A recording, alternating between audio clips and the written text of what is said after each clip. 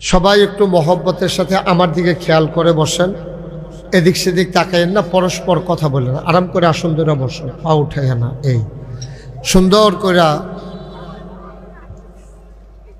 এটা কি হইল? এটা তুমি এটা কি বললা? এটা হ্যাঁ ছেলে কি বললা? এটা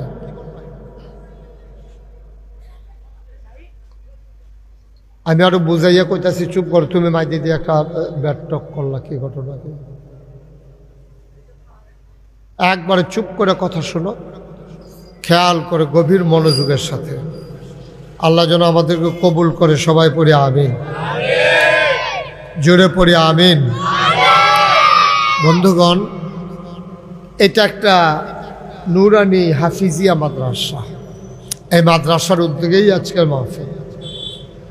আমরা যারা এখানে আছি, আল্লাহ আমাদের সবাইকে মুসলমান এবং মুসলমানের সন্তান, আমরা অনেকেই যেহেতু বয়সে অনেক ছোটরা আছে, আল্লাহ আমাদেরকে মুসলমানের সন্তান হিসেবে দুনিয়াতে পাঠিয়েছে। মুসলমানের সন্তান হতে গেলে কিছু কিছু জিনিস জেনে ওই অনুযায়ী আমাদেরকে আমল করা লাগে।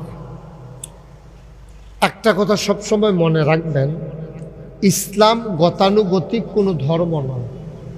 ইসলাম আগে হচ্ছে জানার না, জানতে হবে, তারপরে বুঝতে হবে, তারপরে মানতে হবে। বলেন সুবহানাল্লাহ। কারণ আপনি মানার জন্য বুঝা শর্ত, বুঝার জন্য জানা শর্ত। আপনি না জানলে আপনি বুঝবেনও না, মানতেও পারবেন না। মনে করেন আপনার মন চাইছে কল্পবাস নোয়াপাড়া মসজিদের সামনে থেকে আপনি ব্রাহ্মণপাড়া যাবেন। সবাই খুব খেয়াল করে শোনো, তোমরা যারা ছোট, আমি একবারে বুঝাইয়ে বুঝাইয়ে বলবো, তোমরা সবাই বুঝবা ইনশাআল্লাহ। নোয়াপাড়া মসজিদের সামনে আমি দাঁড়াই রয়েছি, অথবা আমাদেরকে একজন দাঁড়াই রয়েছে এখানে, সে যাবে ব্রাহ্মণপাড়া। এখন সে ব্রাহ্মণপাড়া চিনে না। এখন না চিনার কারণে একজন লোক দাঁড়াইয়া রয়েছে, তার গিয়ে জিজ্ঞেসে, ভাই আমি একটু ব্রাহ্মণপাড়া যাব, কেমনে যাব? তো যারে জিজ্ঞেসে হ্যাঁ চিনে, হ্যাঁ বাড়ার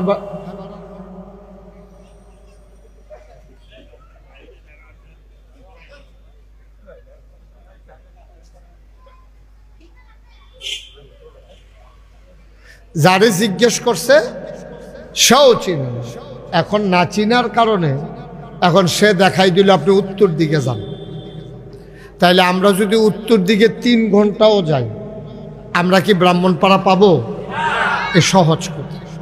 তাইলে আমি ব্রাহ্মণপাড়া না চিনার কারণে আমি যেমন ব্রাহ্মণপাড়া যাইতে পারবো না, ঠিক আমি যদি মুসলমান হইতে চাই, মুসলমান কাকে বলে, মুসলমান হওয়ার জন্য কি করা দরকার, এটা যদি আমরা না জানি, তাইলে আমরা মুসলমান হইতে পারব। এজন্য আমাদের দেশে মুসলমানের সন্তান আছে। আমার আব্বা মুসলমান, আমার আম্মা মুসলমান, জন্মসূত্রে আমরা মুসলমান, কিন্তু আমরা প্রকৃত মুসলমান হইতে পারি নাই। এটা হলো মূল সমস্যার বিষয়। এখন মুসলমান জানতে হলে ইসলাম কারে কয় এটা আমাদের জানতে হবে। জানার পরে ওই অনুযায়ী জীবন চালাইতে হবে। জীবন চালানোর পরে তখন আমরা মুসলমান হব। বলেন সুবহানাল্লাহ। এখন বলেন আমরা কয়জন আমরা ইসলামটা জানি? এই গোসল করা আমাদের উপরে, যখন গোসল ফরজ হয়, গোসল করা ফরজ। নামাজের আগে পাক পবিত্রতা অর্জন করা ফরজ। তারপরে গোসলের এই নামাজের ভিতরে বাইরে আছে 7টা ফরজ, ভেতরে আছে 6টা ফরজ। বাইরের গুলারে বলা হয় আহকাম, ভিতরের গোলাকে বলা হয় আরকান। এই রকম জিনিসগুলা যে আছে, বর্তমান জমানায় অনেক বাচ্চা কাচ্চারা, অনেক ছাত্ররা কলেজে পড়ে, ইউনিভার্সিটিতে পড়ে, অনেকের বয়স হয়ে গেছে। এখন যদি আমি জিজ্ঞেস করি নামাজের ফরজ কয়টা, দেখা যাবে সে বলতে পারবে না। অজুর ফরজ কয়টা অনেকেই জানে না। গোসলের ফরজ কয়টা জানেন। তা আপনি না জানার কারণে আপনার ফরজ গোসল হয় না, অজু হয় না, অজু না হওয়ার কারণে নামাজ হয় না। আর আল্লাহ বলছেন আসসালাতু মিফতাহুল জান্নাহ, নামাজ হলো জান্নাতের চাবি। আল ওযু ও মিফতাহুস সালাহ, আর অজু হচ্ছে এই নামাজের চাবি। সুবহানাল্লাহ বলবেন না? আর আপনি অজু জানেন না, নামাজ হবে না, নামাজ জানেন না, জান্নাতে যেতে পারবেন না। এইগুলো আগে বিভিন্ন জায়গায় মক্তব ছিল। মক্তব আপনার মসজিদের সাথে আলাদা একটা ঘর থাকতো। যেমন এই নোয়াপাড়া মসজিদের এই উত্তর বিডাত, এখন কি আছে? এটা আছেন? এটা এখন কোহেন্দি আছে, এই বিডাত আনছে না?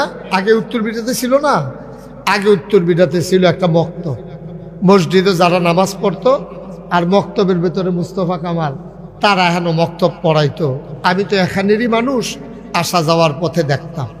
এখন আপনারা খেয়াল করে দেখবেন প্রতিটা বাড়ির সামনে অথবা 3-4 বাড়ি মিলাইয়া অথবা মসজিদের লোকে একটা ঘর মক্তব ছিল।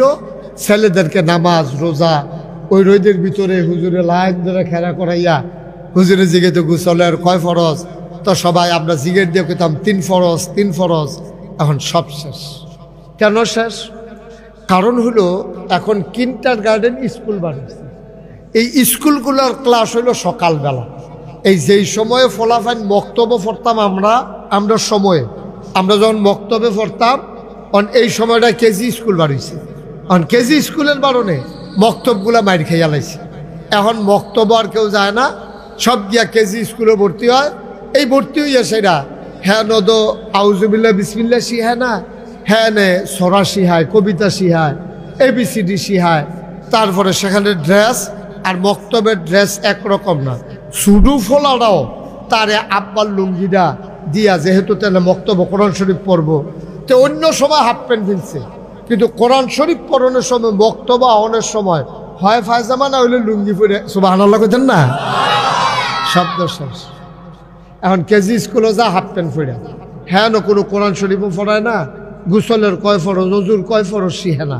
তো কেজি স্কুলতে গিয়ে ভর্তি হয়েছে হাই স্কুলে শেষ করে গিয়ে ভর্তি হয়েছে কলেজের ইউনিভার্সিটিতে গেছে, তে নামাজ শিখছেও না, নামাজ পড়েও না।